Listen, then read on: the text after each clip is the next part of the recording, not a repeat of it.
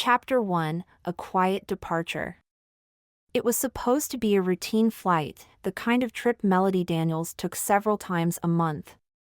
She booked the private jet weeks ago, no need to deal with commercial flights, crowded terminals, or the tedium of public travel. Her jet was the epitome of luxury, complete with plush leather seats, a personal chef, and a private bedroom at the back. The flight attendants were usually well-trained, respectful, and professional, exactly what she expected. And so far, nothing about this flight had seemed out of the ordinary. Melody had spent most of the morning on her phone, answering a few emails, and making plans for the upcoming week. As the jet took off from New York, her mind was already on Paris, another business venture, another city, another day in her whirlwind life. But as the plane reached cruising altitude, something shifted. A feeling she couldn't quite place. A subtle discomfort. It wasn't the altitude or the motion of the jet. No, it was something else. Something in the air. The flight attendants began their usual routine, offering drinks and snacks. Melody, always trying to keep a low profile, avoided eye contact with the crew, sinking into her seat and pulling up the latest news on her tablet. She didn't need to be recognized, she wasn't the kind of billionaire who wanted that kind of attention. Still, she couldn't help but overhear snippets of conversation from the crew as they walked past. "That woman's probably just another heiress or something," Claire, one of the flight attendants, muttered to her colleague, clearly unaware that Melody was listening. Melody let out a small sigh. She'd heard this kind of talk before. People had a tendency to underestimate her. To assume she was just a trophy wife or a socialite without any real substance. She'd gotten used to it, but the dismissiveness still stung every time. But then came the moment that would change everything. As Claire passed by her seat again, she stopped in front of Melody. Her smile was wide, too wide, as if trying too hard to be pleasant. The light flickered off her perfectly manicured nails. "Excuse me, miss," Claire said, her voice uncharacteristically sharp. "Would you mind pulling your mask up? We have strict health protocols on board." Melody blinked, taken aback. Her mask had been resting on her chin, but she had been the only person on the flight who seemed to have forgotten. Still, there was a strange edge to Claire's voice, something Melody couldn't place. She nodded, apologizing with a simple gesture, and fixed the mask over her face. Claire nodded curtly, not bothering to wait for Melody's response. She didn't move on, though. She lingered there, staring at Melody for a long moment. Almost as if waiting for something. Melody, confused, looked up from her tablet. "Everything all right?" she asked, trying to break the silence. But Claire simply turned and walked away, her heels clicking loudly on the polished floor. Melody shrugged it off. Perhaps Claire was having a bad day. But as the flight continued, the discomfort grew. It wasn't just the masked moment, it was something more. An invisible thread of tension between the two women, one that pulled tighter with every interaction. Hours later, when Claire returned to offer drinks, the tension exploded. "Miss, I need to talk to you," Claire said, her tone cold, almost hostile. "You can't just sit there and act like you're better than the rest of us." Melody's heart skipped a beat. "What are you talking about?" she asked, suddenly aware of the danger the situation could escalate into. Her mind raced to calculate the best way out of it, but the words came out before she could stop them. "Are you seriously lecturing me about acting better than you? I've done nothing wrong." "I've seen women like you before," Claire sneered, her voice dripping with contempt. "You think you're special just because you have money. But the truth is, you're no different from anyone else. So don't come at me with that attitude." Melody's eyes narrowed, the rising anger in her chest mixing with disbelief. What did she know? Who did she think I was? Before she could respond, the slap came. The sharp crack echoed in the small cabin of the jet. Melody stood frozen, her hand instinctively moving to her cheek. The sting wasn't what shocked her, it was the sheer audacity. The reckless disregard for boundaries. Did you just slap me? Melody's voice was low, steady, and filled with a quiet fury that startled even herself. Claire, still standing there with a smug expression, didn't answer right away. Her eyes flicked nervously between Melody and the other passengers, who were now beginning to murmur among themselves. Some of the passengers rose from their seats, watching the scene unfold. The tension in the cabin had reached its boiling point. "Maybe I did," Claire said with a shrug, her bravado quickly evaporating. "Maybe you needed a lesson in humility." Melody's world seemed to slow down as she processed the words. The slap. The insult. The clear intent to humiliate her. But she didn't panic. Instead, her mind focused, her fingers moving swiftly to dial the number of her assistant, Jane, on her phone. "Jane," she said in a calm but icy tone. "I need you to check the flight manifest for me. Find out who's on board, who's working as the crew. I need Claire's full name and background." As Jane responded with a promise to investigate immediately, Melody took a slow, controlled breath. She felt something shift inside her. Something powerful. The kind of quiet confidence that only comes with knowing you control the situation, even when it feels like you don't. Within minutes, the response came from Jane. The flight attendants' names were listed on the manifest. Claire's full name was Claire Gibbons. She had worked as a flight attendant for over a decade, primarily on private jets. The more Melody read, the clearer it became that Claire was not only in the wrong here, but that her actions were driven by something far more personal: resentment, maybe? Or perhaps jealousy.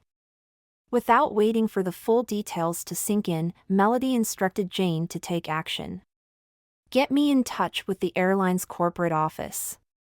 I want her off this flight, and I want her career over." Chapter 2: Unseen Power.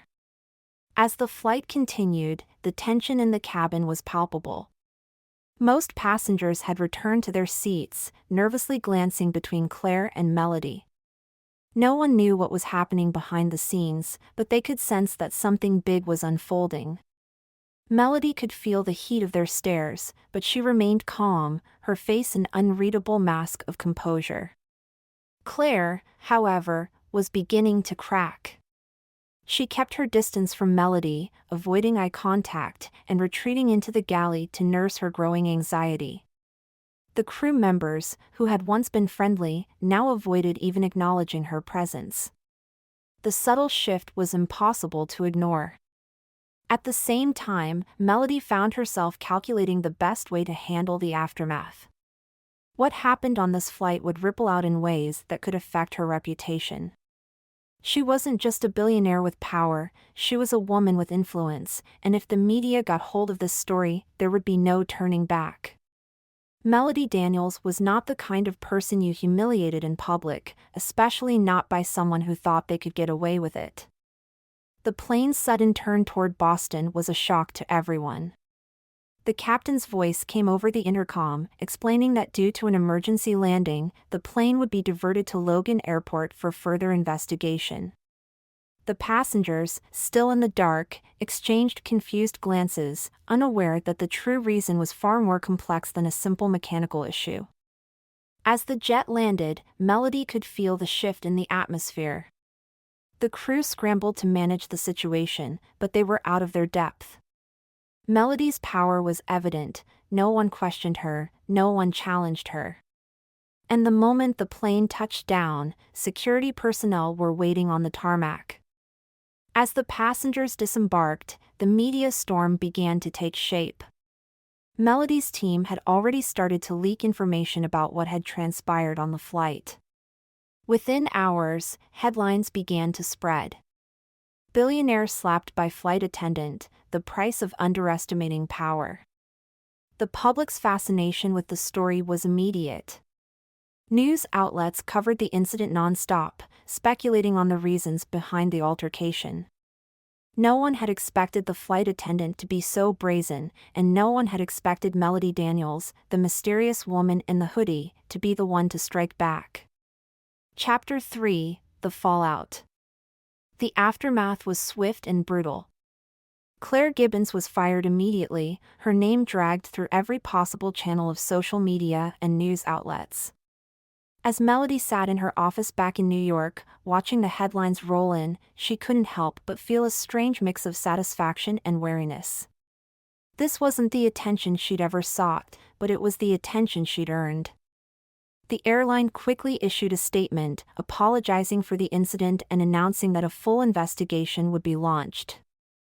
But no amount of corporate doublespeak could change the fact that they had allowed one of their employees to disrespect a passenger, especially someone with the kind of influence that Melody possessed. But Melody wasn't done yet. She had a point to prove. The real battle, as Melody knew, wasn't with Claire anymore. It was with the system. The entire world of private aviation had just witnessed how one of their own had faltered. The reputation of every crew member who worked on private jets was now in question. And Melody Daniels wasn't going to let that slide. Her next move would be even more calculated. Even more decisive. Because Melody wasn't just about to change one woman's life. She was about to reshape the entire industry. Chapter 4: The Reckoning. The week following the incident on Flight 221 had been a whirlwind of media attention. Every outlet had a story. Every social media platform was buzzing with hashtags like #SlapHeardAroundTheWorld and #Billionaire versus Flight Attendant. Melody's name was trending, and despite her preference for anonymity, she had become a symbol. People had mixed feelings, some were outraged at Claire's behavior, others saw Melody's calm, calculated response as a sign of privilege. But no one could deny that Melody Daniels had become a force to be reckoned with. The firestorm had reached new heights when Claire's personal details were released by the press: her salary, her history with the airline, her past controversies, most of which had been swept under the rug. As the media pieced together Claire's background, it became clear that the flight attendant had a reputation for being difficult with passengers, especially those she perceived as entitled. Melody's case, though, was different. Claire had chosen the wrong woman to cross. But Melody had no intention of basking in this newfound spotlight. The incident had been a means to an end, one that would give her leverage to exact a deeper, more impactful change. She wasn't just going to let Claire's actions die with the headlines. Melody wasn't in this game for revenge, she was in it to change an industry that, like so many others, was rife with ingrained inequality and bias. As the media frenzy continued to build, Melody sat in a quiet conference room at Daniels Global Ventures headquarters, her gaze fixed on the laptop in front of her. Her team had already begun to track the ripple effects from the scandal. Investors, competitors, and media pundits were all watching with bated breath.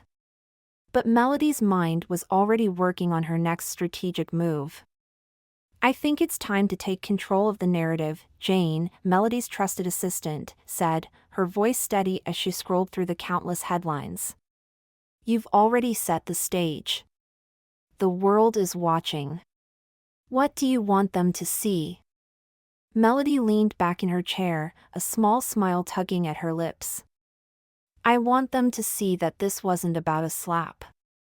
This was about respect. About the way people like Claire think they can get away with treating others, especially women and people of color, as lesser. That's what needs to change. It's time we reshaped the power dynamics." It wasn't long before Melody took action. She knew that every decision had consequences, and this one would be no different. She'd spent years quietly accumulating influence behind the scenes, using her business savvy and ruthless efficiency to build one of the largest, most influential tech conglomerates in the world. But her influence wasn't just about her wealth, it was about how she used it. Melody wasn't content to let this incident fade into the history of viral moments. No, she saw it as an opportunity to bring about systemic change in an industry that had long turned a blind eye to its darker undercurrents. Chapter 5: The Power Play. The first move was subtle. Melody called in favors from her extensive network, reaching out to powerful allies who owed her or had done business with her company over the years. These were people who could make things happen behind closed doors: business moguls, former politicians, industry leaders who respected her acumen, even if they had never fully understood the depth of her reach. They were about to see just how far her influence extended. Melody's target was clear: the aviation industry, specifically private aviation. In private aviation, elite status had often meant an untouchable level of power for employees.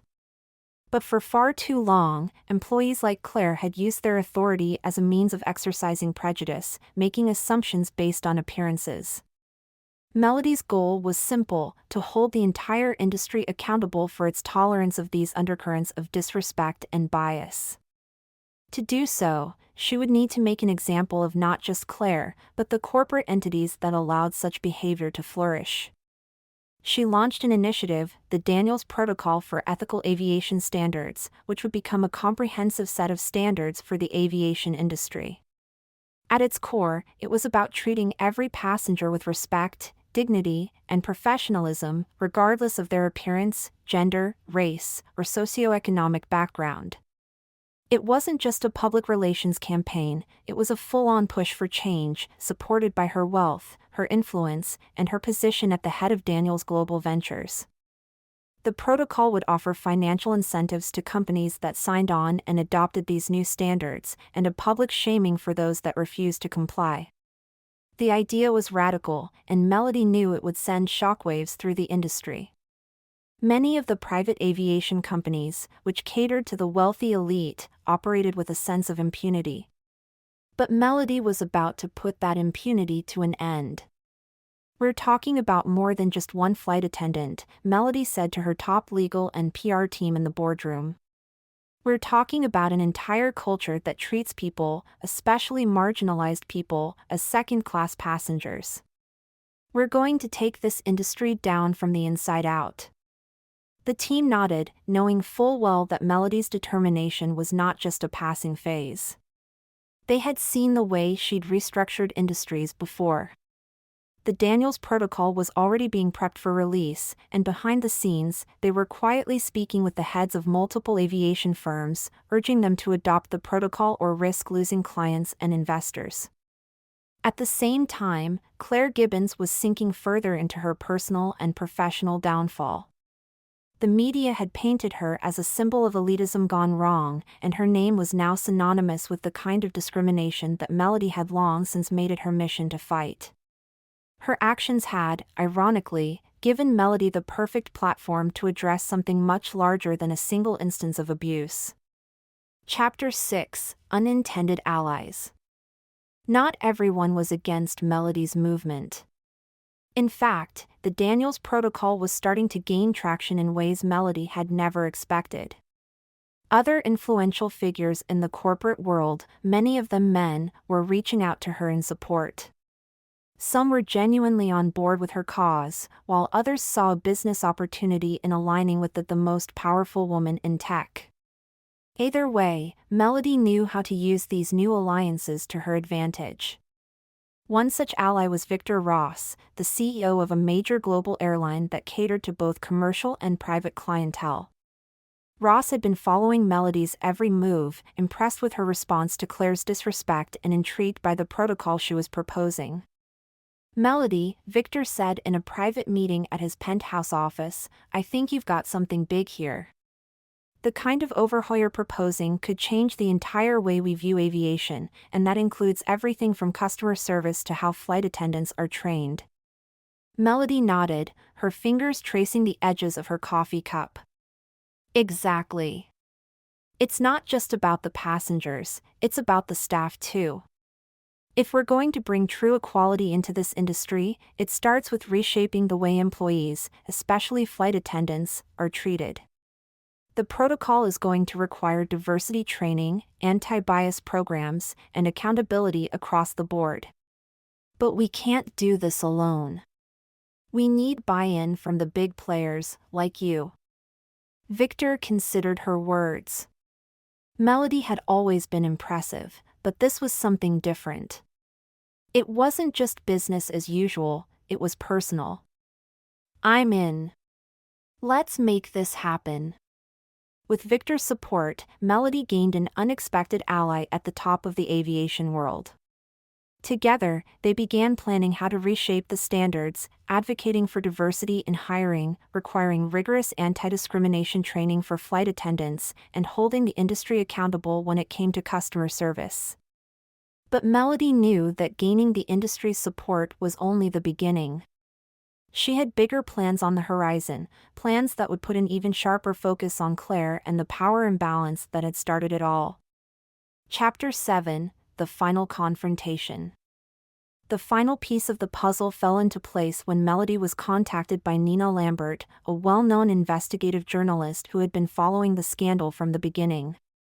Nina wanted an exclusive interview with Melody. At first, Melody hesitated.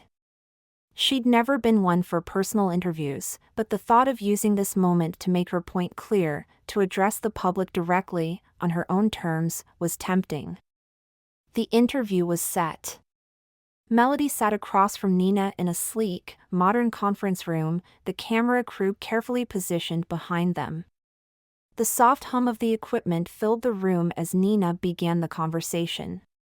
Melody, most people know you as a tech mogul. But after the incident with Claire, you've become a symbol of something larger, something that strikes a nerve in the public consciousness. Why did you feel the need to act? Melody leaned forward, her expression fierce but controlled. Because what happened wasn't just about one woman's mistake. It was about an entire system that has allowed these kind of power imbalances to thrive. People like Claire, who think they have the right to humiliate others, need to be held accountable. But more than that, the industry needs to be held accountable. Nina nodded. So this is personal? Melody's eyes narrowed slightly, a knowing smile on her lips. Everything is personal. As the interview wrapped, Melody knew the game had just shifted again. The Daniels Protocol was no longer just a business initiative, it was a movement. Chapter 8: The Empire Strikes Back. The Daniels Protocol had gone viral in the most unexpected ways. People from every corner of the globe were discussing it, sharing it on social media, and asking the big questions: can an entire industry really be overhauled? Can one woman's action cause this much change? Melody had sparked a movement, but now, as the stakes grew higher, she would need to face the real weight of her decisions. It wasn't just the aviation industry she was up against anymore, it was the entrenched powers that had ruled it for decades.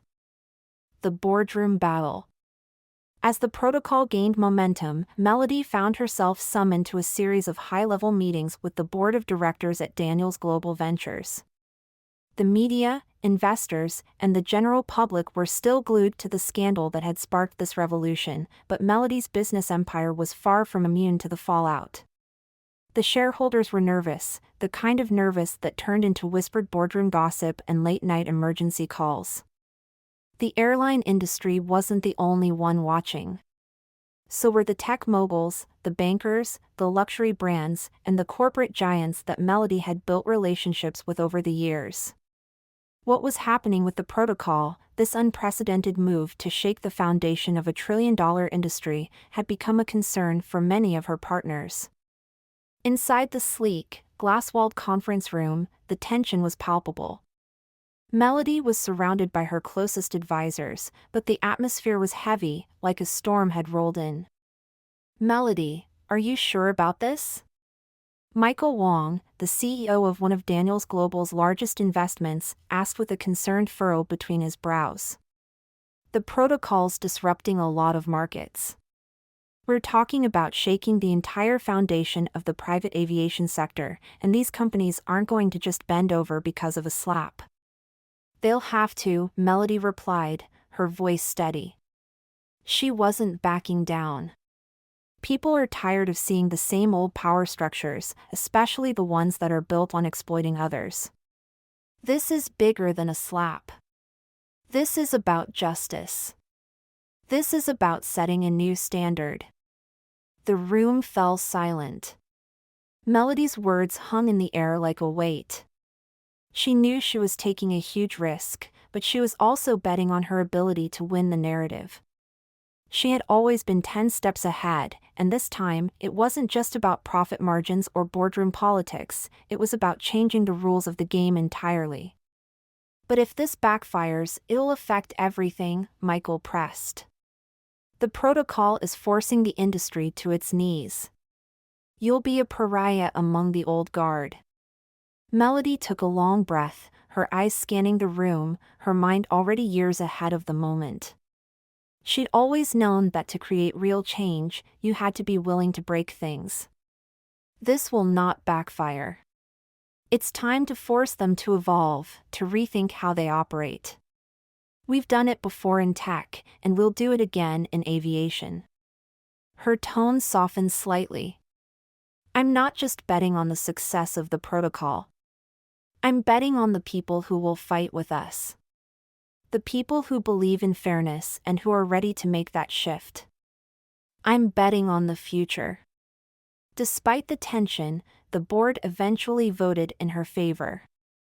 The protocol was officially adopted as part of Daniels Global's core business strategy. It would redefine the way the world thought about power dynamics in high-end travel. Melody knew the real battle was still ahead. The pushback from the aviation elites would be fierce. Chapter 9, Claire's Redemption Arc. Meanwhile, Claire Gibbons had become a cautionary tale, her life derailed by a single act of rage. The world had seen her as a villain, but few had ever considered what might have driven her to such desperation. Her past, a cocktail of financial struggles, personal demons, and years of feeling invisible in a job where every mistake could cost her the career she fought so hard to hold onto, had led to a breaking point. Claire was fired, yes, but that wasn't the end of her story. When the media storm passed, she was left with nothing, no career, no friends, and the haunting realization that she might have ruined everything she'd ever worked for in one impulsive moment. Yet, despite everything, there was a flicker of hope for Claire. It didn't come from public apologies or legal battles, it came from an unexpected source, Melody Daniels. Melody had noticed the ripple effects of Claire's downfall, but unlike many others, she wasn't interested in continuing the cycle of destruction. Claire had been a part of the problem, yes, but she wasn't a villain. She was a product of the system Melody sought to dismantle. And while Melody knew she couldn't simply let Claire off the hook, she also knew that every person had the potential to change, to evolve, to redeem themselves. One afternoon, Melody's assistant, Jane, called with news that Claire was seeking a meeting. She wants to apologize, Melody. And she wants to know if you'd consider giving her a second chance. Not in aviation, but something else. Melody was intrigued. What else could she offer? It didn't take long for Claire to explain. She'd been reaching out to several charitable organizations focused on diversity and inclusion, especially in industries like aviation, hospitality, and luxury services. I want to help fix the culture I helped contribute to. I know I've made mistakes, but I want to make it right. I want to be part of the solution, not the problem. Melody had a decision to make. Chapter 10, The Road to Redemption. A week later, Melody met with Claire in a quiet cafe, far away from the prying eyes of the media. Claire looked different, more vulnerable, less defensive than before. Her body language said it all. she wasn't asking for forgiveness, but for the opportunity to make a meaningful change. "I've always felt like I had to prove myself," Claire admitted, the words coming slowly, like they were breaking free from a cage she had kept locked inside. "I thought I had to act tough, that people would respect me if I showed them I wasn't intimidated by wealthy passengers. But what I didn't realize was that I was just perpetuating the very systems that hurt people." Melody listened carefully, her mind whirring as she weighed her options. She knew that giving Claire a second chance could backfire. There was still a lot of animosity from the media and public about her past actions. But at the same time, Melody saw the possibility of turning this into something bigger, a redemption arc for someone who had once been part of the problem but was now committed to being part of the solution. "You want to help? Then help us reshape this industry," Melody said quietly. "You're going to work with me to implement the Daniels Protocol. Not as an employee, but as an ambassador. Someone who can tell the real story from the inside. Someone who's been there and knows what needs to change." It wasn't easy. Claire had to undergo intense training, shadowing experts in diversity, conflict resolution, and corporate ethics. But over time, she began to understand what Melody had known all along, that true power wasn't about control, it was about humility and the willingness to learn and grow. Chapter 11: The New Era. The Daniels Protocol quickly became a gold standard for not just private aviation, but hospitality, corporate travel, and luxury services in general. Other major airlines, luxury travel brands, and global conglomerates began to adopt similar standards, realizing that Melody's vision was not just a moral imperative, it was a business model that could reshape entire industries. As for Melody, she continued her quiet revolution, using her influence to push for equality in spaces that had been traditionally exclusive and hierarchical. The slap had started a fire, but what Melody had done with it was nothing short of groundbreaking. Months later, Melody was sitting in her office at Daniels Global Ventures, watching the news. There was a segment about Claire's new role as a diversity consultant for a major airline, a story of redemption and personal growth. And for the first time, Melody allowed herself a small smile. She knew that this was just the beginning. The world was changing. And Melody Daniels, the woman who had once been invisible, who had quietly watched from the sidelines, was now at the forefront of that change. Her empire had not only survived the storm. It had grown stronger. Epilogue: The Legacy of Change. Months had passed since Melody Daniels had redefined the trajectory of private aviation, and the ripple effects of her actions were still being felt across multiple industries. From boardrooms to flying jets, the world was adjusting to the new reality. The Daniels Protocol had become a benchmark not only for the aviation sector but for anyone who operated in spaces where power imbalances and biases had long been overlooked or tolerated. As Melody walked through the halls of Daniels Global Ventures, the company that had become a beacon of change, she reflected on the lessons learned and the impact of her choices. The challenges hadn't disappeared. There would always be resistance to true change, always those who clung to outdated norms. But Melody had learned a fundamental truth that would guide the rest of her life.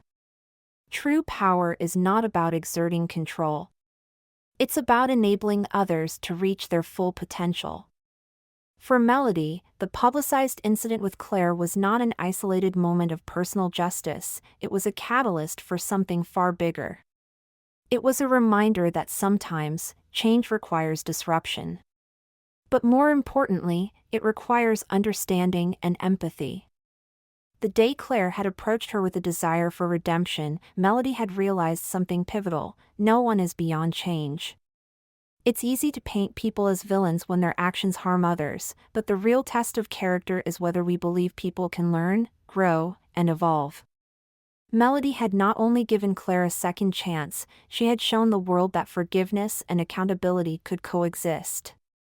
The truth was, that's what the industry needed, not just punishment, but a comprehensive transformation.